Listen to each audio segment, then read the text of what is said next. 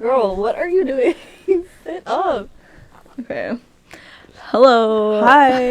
This is Father, Son, and the Holy Sisters. Taking back the Holy Trinity. Welcome, everybody. Welcome. We just recorded our whole intro and Just then have realized problems. that our mics were all messed up because my husband was having our friend record a song on our recording software. Which is all fine and dandy until you can't figure out how to put it back the way it was. Yeah. Thanks, Tom. Thank you. Because, we put it all together when we first started recording all our podcasts, and then... I'm not expected to remember that. Right, I didn't remember how to set anything up. So... Yeah. Whatever. Welcome back. Hi. This episode, we're talking about Yule. Yes. Woo woo. Which is from, November to January, so we're technically not late. Right. I mean, winter solstice was the 21st, but we're not technically late. It's just been kind of a crazy month. Yeah. December has been a little bit out of whack, so... Yeah. Tell me, the thing you were going to tell me, though. Okay. So, for the past couple days, I don't know if it's just me, but I've been, seeing, things move out of the corner of my eye, like shadow ghosts people? or shadow people or something, yeah. I don't know what it is. And I keep seeing angel numbers, every hour. Literally every single hour of the day, I see them, 222, 333, 444, 555. And, I swear, I see, people moving out of the corner of my eye. And I'm like, what the heck? So, I was at work the other day, and I seen something move. And do you know that AI thing on TikTok where it's supposed to see ghosts? Yeah. Well, I did it, and there was a ghost on there. At work? Yes. At your work? Yes. In the back? Or? Yes, in the back room. Yeah. So it kind of freaked me out because, throughout the day I've been seeing stuff in the corner of my eyes, at home and at work. I'm like, hey, I have to test this out. So there's that. And, what was I going to say? Oh, I mean, not to, I don't even know how to phrase this next. Work, I swear, there's some ghosts in that building because I worked in the same building, just at a different store, and that place was haunted, too. Mm-hmm. I remember you telling me that. Yeah, and, people before me were saying that was haunted there, and, I don't know. At the old place or the new place? Yeah, the old place. And then... Have people said anything about the newer... well, I guess it's not newer, but it's new where to I'm you. working right it's now. Your newer building, yeah. I feel like maybe, yeah. I think, because I remember having a couple conversations about it. And oh my gosh. I don't know if it's definitive, but I think it's just that building, because it's a strip mall, so, they're all connected. I don't know. Yeah. So that's creepy. Yeah. I feel like your thrift store specifically is creepier than, the rest of the building, though. Why? I don't know, the grocery store's fine, but I didn't work there. I've only grocery shopped there. And then, the game store is fine. Where I went to vote wasn't creepy. Oh, okay. Well, this one time I was working and we were all talking about ghosts and, everyone kind of left or, went to go do their thing. I was the only one out on the floor. There was no customers in. And literally, not even 2 minutes after we're done having this conversation about ghosts, these flowers on the very top shelf in the entryway just decided to fall down. While we were talking about a ghost, doing stuff, and, literally, on cue. It was so freaking weird, yeah, it was so creepy, and then I was all alone up there, Yeah, well, okay, people have said, and I recently heard this from, Alex Serves Tea on TikTok. Oh, yeah. But I've heard this otherwise, too, from reading, things, and, even in my books and stuff. People say that when you're, awakening and going through your awakening, that you'll start seeing, shadow people and stuff. Are you kidding me? No, I'm serious. God. And I had read that before, and I actually started seeing shadow people, too, recently, just in this house. Yes. Really? Oh just when we started moving here. It was literally within the past week, specifically when I come down here to do laundry, I'll, swear that I saw someone in the corner of my eye. Or, earlier I went and I opened my bedroom door, and, I swear I saw someone in my room. but then it was like a shadow. Yeah. And I thought, like, I think it was like, oh, it's just the shadow of my door opening, but like I've never noticed that before. Yeah. And I haven't rearranged my bedroom any other way. Yeah. Yeah, it was weird. And it's not like negative or anything, but it was definitely more like just kind of like, oh, what is that? A difference that you feel. Yeah. It's just like, what's that? Okay, well, can I talk about like, so it's the new year, and I feel like 2023 is gonna be like just a changing year. I don't know, just like the energy, I feel like it's ramping up and things are gonna change for the better, and like things are gonna be so good in changing and stuff. I don't even know how to explain it. Like I can feel the energy already starting to change for this year. And I feel like this is our year, especially at Sherry's, like that we're gonna learn and advance and just do so much. I don't even know how to explain it, but yeah. I feel that, and like I almost felt like there was kind of something like blocking the way, or like something like confining, I guess, me. I don't know if you felt that last year. Yeah. Yes, like it was definitely. Almost like some sort of energy block that was like blocking you in and like preventing you from. And also another weird thing, I've been getting like weird headaches lately, like specifically in my head when I'm like doing like my oracle or tarot cards. Really? And like right now I just started getting a headache. That's why I mentioned that. I get ringing in my ears. I've been getting a lot of ringing in my ears the past few days. I do like, get headaches ever since Christmas. Yeah. Oh my gosh. Which the veil is thin right now too. So like that could be a part of it. Yeah. But like I don't know. That's crazy. That is crazy. Oh my gosh. Okay. Okay. Yule origin. Okay. So it comes from pagan, Celtic, and Norse origins, basically. So the beginnings of Yule. The middle of winter has long been a time of celebration around the world in many different cultures and like religions and stuff. Yeah, literally all over the world this time of the year. So centuries before the arrival of the man called Jesus. So this is before Christianity. If Christians think that Yule is like just from the Bible and Jesus' birthday, that's not a thing. Yule and the winter solstice came long, long, long before the Bible was written. You can find it in so many different religions that predate Christianity. Should we do every other? Sure. Like points, bulletins? Sure, yeah, because I didn't like highlight anything this time. Yeah. Because I'm a dumb bitch. Oh, you're not. It's fine. So the winter solstice is the longest day of darkness and also the welcoming return of the sun. I love that. Yes, me too. Because when we talked about Samhain, that was welcoming the darkness and saying bye to the light, and now we're trying to welcome the light back. Yes. So Yule actually comes from an Old Norse word called Jul. It's Jol, but the O has the little asterisk above it. And it literally translates to Christmastide or Noel, and Noel means to be born. So Yuletide, to be born, that time of year. And in Old English, it's, how did you pronounce that? I don't even know. It's like Joel. Joel. It's or Geo or something. I don't even know. And that means the season of hunting after the harvest. Yes. Because they would have a harvest around this time of year because it's towards the end of the year. Celebrating and everything. Yeah. And, So Joel was more like the season and the feasts of solstice festival to the pagans. So Joel was like kind of a whole separate season from like it was like within autumn and winter. Yeah.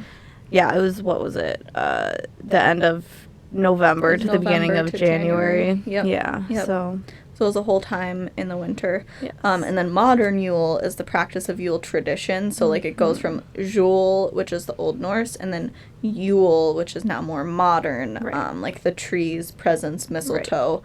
Right. And that word, like we said, originates from Jul. Yeah.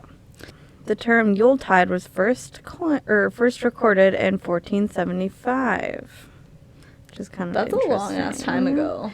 Yeah, but it's kind of like...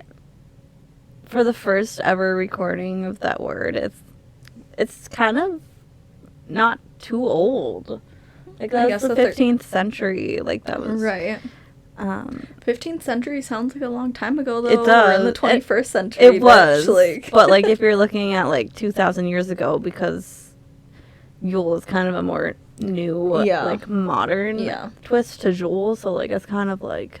Because Yule was probably long It was over 2,000 years ago. Yeah, they probably couldn't even, like, actually record when it was first. Right. I think I read somewhere that there was no recording of when it first happened, because even cavemen, I'm sure, at this time of year did some sort of celebration around the winter solstice and, you know, welcoming back the sun after, like, all the dark days. The darkest day in the world, or I get the darkest day is December 21st, because especially where we live in Minnesota, because it's freaking freezing out. So it just seems like the longest day. Right. Longest night. Yeah. So like Sarah said, it was from November to January, which I guess we can still celebrate it that way. We can still celebrate that it's our own little season. Like, it's its own little season from November to January. You can kind of celebrate however you want to. You can choose. This was also time for oath making, business deals, and marriages. So it's kind of a time to make your New Year's resolution. Yeah, coincides with type that. Thing. Yeah, I like that. And like we were kind of talking in the beginning, how it came before Christianity. Basically every single spiritual practice or religion or anything can appreciate the importance for the darkest day of the year. The descent that we took there and the rebirth coming into the new year, no matter who you are, you're going to be able to appreciate that in one way or another, you know. Yeah. Which is so true. Even if you're not a spiritual or religious person, just looking at it as, oh, what have I done this past year and I'm going into New Year, or, you know, it's been so dark and cold and finally spring's coming and Shut the hell up, bitch. You shut the hell up, bitch. Shut the hell up, bitch. So, contrary to popular belief, the veil is actually the thinnest at this time of the year instead of like Halloween time. That's when it starts thinning, but it's the thinnest at this time of the year. Yep, because it's rebirth. So between our world and the spirit world is nice and wide open on Yule. The earth is dark, cold, and seemingly dead. It's the time of the wild hunt, but it's also time to celebrate with our friends, family, and other loved ones, which is also in modern day too, because everyone wants to get together and share dinner and everything with their loved ones, you know. And we'll talk about what the wild hunt is as well. Yeah, we'll go into that. Yes. So, time of reflection and a time to rest from work. It's a tipping point from from the darkest night of the year into rebirth of the sun and all its blessings. So, yeah. And the sun, remember, is masculine energy. And the moon is feminine. Right. So I also feel like now is the time of year, once the sun starts coming out, I try and reflect with the sun and take energy from it and my masculine side. Yeah, especially when the sun is so, like, you don't see it as much this time of the year. Like, today is the first sunny day in so long because it's just been snowing like crazy. And so, like, I really take time to, like, appreciate the sun and, like, sit in the sun, whether it's shining in my living room or if I go outside and just, like, bask in the sun because I miss it so much in the winter time. Yeah, it's really, like, the best time to do that right now, especially because we do in Minnesota have a lot left of winter. So you really want to make sure you get that sun and not get into, like, seasonal depression, which I still do every year. Me too. But it happens, you know. It happens to the best of us. Yeah. It's not a somber time, but full of promise and potential for joy. Yeah, I love that. Me too. I love that, Definitely. especially for Yule. And it really is joyful because, like, even our sister who lives in another state came to visit. Even though we were all sick and, like, miserable, we still had a good time and it was still full of joy. Yeah, which is just so often when you think about winter time, that's not what comes to mind unless you're thinking of the holidays. But yeah, just kind of remember that. I love that. Yes. So the Holly King, which he represented the darkness of, like nighttime basically, and the Oak King, who represented light, they battle at this time of the year. So at Yule, Oak King wins, which is he's the light. This will shift again come Litha, June 21st, which is the summer solstice, when the battle for dark and light renews. So, yeah. I can just, like, see them fighting in my head, like the Oak King and Holly King for, like, darkness and light and trying to take over. And then the light is finally coming back. Right. Like, it's the turning point. Yeah, and it'll be different for next year because we're not gonna have daylight savings anymore. I'm kind of curious. Yeah, I think it will help for sure. Yeah, like it won't be getting dark at 4:30 in the afternoon all winter long in Minnesota. Yeah, it'll be. I can't deal with that. A lot better. No, I can't deal with it either. So, the Wild Hunt. This was actually Germanic and has several visions that were kind of passed down over the years, but the most generalized one and the most known one is that Odin flies through the sky, and Odin is a lot of times perceived as, like, Santa. Is our doll, like, keeps leaning towards me? She's being creepy. I know, I don't like that. So it's most generalized that Odin flies through the sky on an 8-legged steed, Sleipnir, with a horde of spirits leaving behind pounding hooves, raging winds, and howling of dogs. Ooh, that's creepy. Imagine that's like I love it. It's like a scary Santa going through the sky. In some versions of the myth, the horde would take sinners or pick up stray souls. So he basically was doing this to, like, be in power. Like, look at me.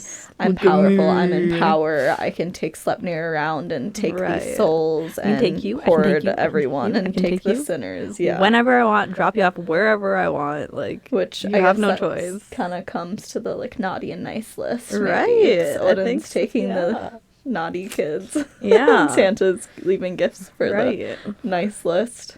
So as you could probably see, there's some similarities between Odin and Santa. Santa has 8 reindeer, and Sleipnir is an 8-legged horse, which there's that. Both gave gifts. Both had elves and dwarves to help them. And they're both big boys with beards. Oh my god, yes.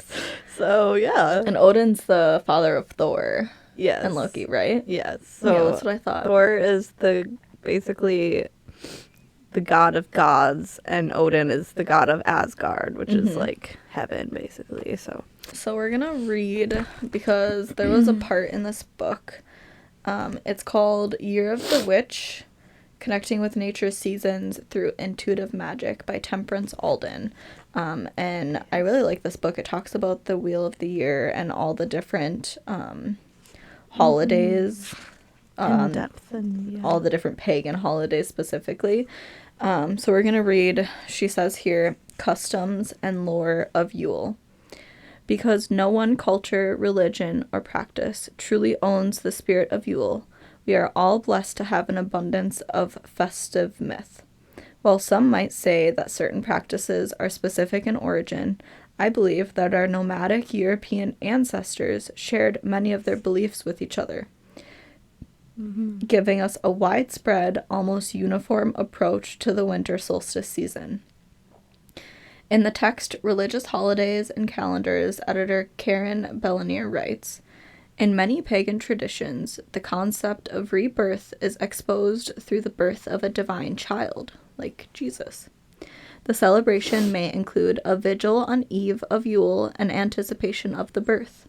The child born at Yule is given different names in different legends. In Egyptian mythology, the child is Horus. In Greco-Roman, it's Apollo, and Norse is Balder. In Phoenician, is that how you pronounce that? Phoenician. Oh, yeah. Phoenician, it is Baal, and in Celtic, it is Bel, and Christianity is Jesus. Mm-hmm. I found it interesting that this textbook drew lines between the Christian concept of Christmas, the birth of the divine child Jesus Christ, and the births of many pagan gods. From the holly and the oak kings to the witch goddess Frau Perchta and the Krampus. No festival season has invoked so much fear and joy in the same stroke. Yeah. Arguably, though, no particular Yule myth has been as widespread as that of the Wild Hunt. The Wild Hunt was so infectious in the folklore that it transcended old Europe and was born again in today's modern world of Christmas lore. Which we should do an episode of Krampus, because there's so many Krampus stories. Maybe for next year. Yeah, we should. So, Saturnalia signified light returning after the solstice. It's a pagan celebration to honor Saturn, the Roman god of agriculture and time. I like that. Which is interesting. So it was basically like a celebration or festival within Yule and Jule or whatever. It started as a single day, but turned into a week-long festival. So it began the 17th of December. That's when the Saturnalia festival started. Mm-hmm. On the Julian calendar, which Romans used at the time, the winter solstice fell on December 25th. So like now the solstice is on the 21st. Right. But the Julian calendar, which is what the Romans used, like she said, it literally landed on the 25th. Yeah. That's why December 25th is such a big deal. And it's then just a random day that. Yeah. It was just the solstice. So that's why the Pope Julius chose December 25th to change in an effort to adopt and absorb the traditions of the pagan Saturnalia festival. The Bible doesn't ever actually suggest that was Jesus' birthday. It doesn't say in the Bible what his birthday is. It says nowhere. Right. So people literally, believe this, and it was just this Pope Julius guy who has come up before to get pagan traditions turned into a Christian thing. Kind of like Samhain. Yeah. Yep, just like Samhain. And look at how absurd this is. The whole point that we have Christmas on the 25th is because that was just the random day that the winter solstice fell on, and the random day that Julius decided this year on this day is going to be Christmas because it's the winter solstice and I want to change it from pagan to Christianity. That's just so absurd to me. Yeah. So now we're going on to traditions. So the first one is mistletoe, which... And we're going into, where traditions originated from, specific traditions for Yule. Yeah. So Frigga, the Norse goddess of love, Frigga had a son named Baldur, and Loki, the god of mischief, made an arrow from mistletoe wood and shot Frigga's son Baldur with the arrow. When her son died, her tears became mistletoe white berries. So that's how mistletoe white berries and oh my god, mistletoe came to be. And when Frigga's son came back to life, she decided to turn mistletoe into a Scandinavian symbol of love and fertility, requiring a kiss between human meeting under the mistletoe. Isn't that so sweet? And it literally came out of hate from Loki trying to shoot Baldur. I mean, he did kill him. The wood. Well, right. That's where the whole mistletoe thing came from. That's crazy. But she turned that horrible tragedy into something amazing. Beautiful. Yeah. I love that. And have you ever kissed under a mistletoe? No. Me either. No. I feel like people don't really hang mistletoe. Not much of a thing anymore. Right. And I feel like people get mixed up. I'm assuming it was. Yeah, definitely. It's carried on this long, so it's had to have been. But people get mixed up between mistletoe and holly, because holly is the red berries and mistletoe is the white berries. So, most of the time I feel especially in media, it's depicted as movies holly, and stuff. It's not always the red berry. Right. Yeah. And mistletoe is supposed to be poisonous. Mistletoe is supposed to be poisonous to werewolves too. Yeah, that's what true. I heard. So there's a fun fact. Oh my gosh! So that was the mistletoe. And then the Christmas tree. So this was during the Saturn festival, which Sarah just talked about, was the festival kind of during the winter solstice. That started on the 17th to the 25th. So during the Saturn festival, pagans used to use branches from evergreen fir trees to brighten the space with color to compensate for dull winter colors. So literally they would use the green fir because over winter, you know, fir trees and like pine trees are the ones that don't completely die in the winter. It's believed that the evergreens would keep away illness, witches, ghosts, and evil spirits. And it also reminded them of the green plants that would grow again when summer returned. That's so beautiful. That. I didn't know that. I'll have to get some fir to keep away illness and bad witches and evil spirits and stuff. I'll have to get some fir. Yes. Evergreen fir. Yes. So ornaments they're a little different. They came, I think, later, right? That they're not as like rooted in ancient traditions. So when the evergreen fir made its way to Germany, that's when they started decorating the trees with apple, nuts, berries, and candles. And that's kind of like how ornaments came about. Apples and the red bulbs and stuff. Right. And the candles and our now lights and everything. And then modern day, like, capitalism created these ornaments. So, yeah. So that we can all buy everything. And then, so the Yule log, which people mainly just play it on their TV now on YouTube.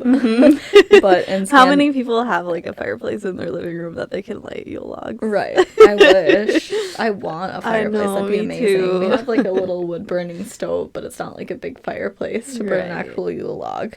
So in Scandinavia, the Norse celebration Yule from December 21st, the winter solstice, through January. So for the Yule log, in recognition of the return of the sun, fathers and sons would bring home large logs, which they would set on fire. The people would feast until the log burnt out, which would take as many as 12 days sometimes. On the 12th day of Yeah. The Norse believed each spark from the fire represented a new pig or calf that would be born during the coming year. I love that. I wonder if that is where that song came from. I'm sure. At some point in history, it got turned into that. Well, our great-grandpa would always say, leave the tree up for the next 12 days. This is the 12 days of Christmas. Probably for the Yule log. Okay. Yeah. Now, Sarah's going to read A Witch Ball out of that same Year of the Witch book by Temperance Alden. And I actually made one of these a couple years ago when me and Tom lived in our last house. I made a witch's ball. I don't even know like what happened to it, or if it's in the house still, or if it's in a tote and we just didn't find it. I don't know, but I definitely made one meant for the couple years ago. Yeah, maybe it was left for them. So these are witch balls. Witch balls are glass tools that witches use to protect against evil spirits and sickness. During the Yuletide season, many stores are packed full of clear glass ornaments that are perfect for making your own witch ball. There are tons of ways that they are made, but all witch balls have the same purpose. In folk traditions, they were used to protect the home and garden from evil spirits or the evil eye. In traditional witchcraft, Gemma Gary writes, these huge reflective mirror glass bubbles are often filled with protective herbs and hung in a window. There are two modes of thought as to how these work. Some say they work to deflect or repel a curse or evil spirit that tries to enter the home, whilst others say that evil spirits are attracted to the bright reflective surface and remain there until they are destroyed by the light of the morning sun, or are wiped out of the window with any dust that has settled on the globe. So that's kind of cool. Creating witch balls during Yule season is one of the most frugal budget witches rejoice. Do-it-yourself witchcraft projects you can possibly make. All you need is some clear glass ornaments, herbs, crystals if you want them, and any other small magical tools you like. Traditional witch balls are typically kept on a windowsill or altar or buried in a garden. Modern witch balls can be made for a variety of larger purposes, such as communication, prosperity, or health, and can be placed anywhere that you're wanting to charge the energy or specific purpose. I've also seen witch balls left in a garden or on a front walkway to promote fertility of the land and protection of the house. Oh, I love that. That's really cool. Crafting witch balls is a good exercise in working with your intuition. Set out all of your supplies on an altar or table before you and channel the energy of the ball. If you are making a witch ball specifically for protection, I personally like to add a little cascarilla powder. Cascarilla powder is white, so it looks like a bit of snow, which is nice for working in the Yule season. When all of the ingredients have been added to the ball, it is time to seal it. There are 2 primary ways of sealing a witch ball, with wax or hot glue. For the wax method, melt some stamp wax and dip the tip of the ornament into the wax, covering all the metal parts until it touches the glass. Set aside to cool. Alternatively, you could use a hot glue gun to apply glue to the lid and rim of the witch ball, being careful not to get any glue on the inside. Put the cap over this lid and hold it in place until the glue sets. Add a ribbon or string to hang, and your witch ball is complete. I like that. Yeah, that's super cool. So, if you want to make a witch ball, there you go. That's a good way to do it. Yeah. So now we'll just kind of go through a couple things, which, like, things that you can still do nowadays, things that we didn't mention. My favorite, I'm just gonna throw from this list, is simmer pot, which I'm sure that's a really old one too. I just didn't see it anywhere, like, during that, but you could do anything of, like, an aroma. Like, me specifically, I don't like to use candles in my house. So I usually use diffusers, and sometimes I'll do simmer pots. And this time of year would be good to do cranberries, cinnamon, apples, peppermint, oranges, rosemary, cedar, mistletoe, just anything that's like Christmassy or wintry, or just really any smell that you like. You basically just add a giant pot. I usually do oranges specifically. Cranberries are really good too. You just do a pot. If you're going to do oranges, just cut them up, throw them in the pot, and then you just literally let it simmer, and like the aroma will go throughout your house. Amazing. Yes, it's awesome. And I've been told that some people use the water for like teas and stuff, but I literally let it simmer to the point where it's like the water is like mushy and like gross, so you just have to kind of drain it and throw it away. Yeah. So I'm not telling you to make tea out of it, but do your thing. If for like different times of the year, or if you want to like set a specific like intention in your home, or to focus on, like, it can be about anything, like abundance, happiness, love, like whatever you want, and look up those herbs that are good for those specific things. So yeah, or herbs for, like, I did a simmer pot when I first moved into my house. I'm sure most are aware, but if you don't have a specific herb, rosemary can be used as an alternate for literally anything. It also has its own metaphysical properties, but you can, like, let's say you want something to bring in light, but you don't have that specific herb, or to do protection, but you don't have a specific herb, you can use rosemary and just set the intention of that on the rosemary. And then another thing I do for my simmer pot is I will actually make a pentagram with the spoon while I'm stirring it, for protection and to bring in the elements and everything into my home. And I've also heard of people using that specific thing and using a washcloth and like wiping things in their home with it. Right. I actually just did a cinnamon wash on my front door. And I wrote, little pentagrams on it as well, and to bring in like prosperity and everything for the new year and opportunities and stuff. So that's a good one you should do at home.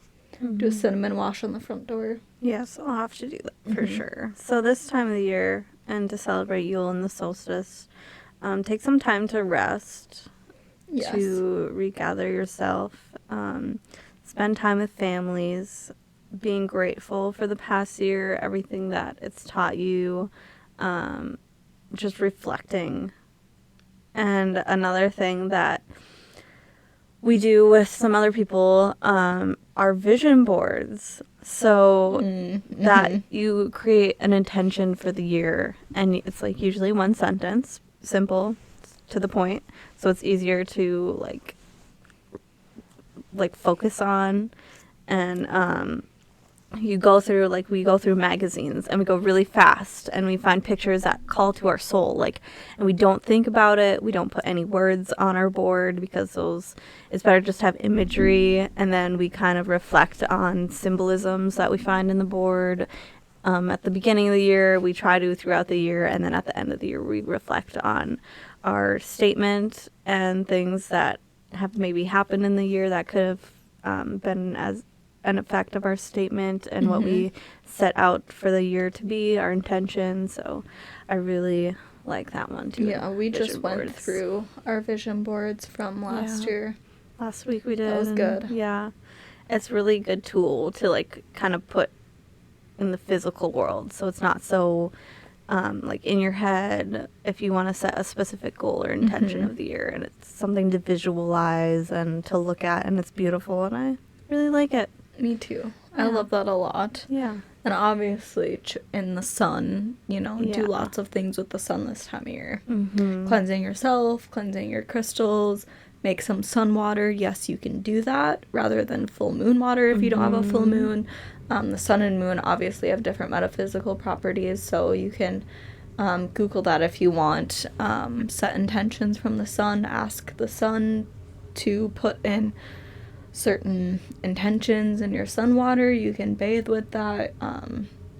Really anything you want, you can set intentions for. Positive. Anything you want that's positive. Yes. Set intentions for that. Yeah. And just being grateful at this time of the year. Specifically. Yeah. That's a good one. I know that holiday season is really hard on some people, so I try and be grateful for my family and the food and a warm house to have in this freezing weather, and just yeah. And I also remember those who have passed, and grateful for my memories with them, and yeah, that's I love that. Yeah. And I'm sure there's a lot more that we could get into, especially some creepy folklore stuff. So maybe we'll do another episode soon on Krampus or stuff around this time of year. Yes. I think our next episode we should do on aliens. Yeah. Because we haven't done an episode on aliens yet, or what we think of it, or anything like that. I want to talk about aliens so bad. I have so many occurrences that I want to tell. Not me personally, just yeah. I know, me too. I definitely want to. I have a dream that I want to tell. Oh, yes. Yeah. So, maybe we'll do that next week. We can, yeah. We'll do, alien encounters, and that'll be another Paranormal Chronicles episode that we do. So, but I think that's it. Yeah. And do you have anything you want to add? Rate us. Yeah. Like our pages. Subscribe. Spread the word, please. Word of mouth is, the biggest thing that you can do. And rating on iTunes, too. Yes. We love you guys. We love you. Thanks for listening. Thanks for listening or watching. Mwah. Have a good week.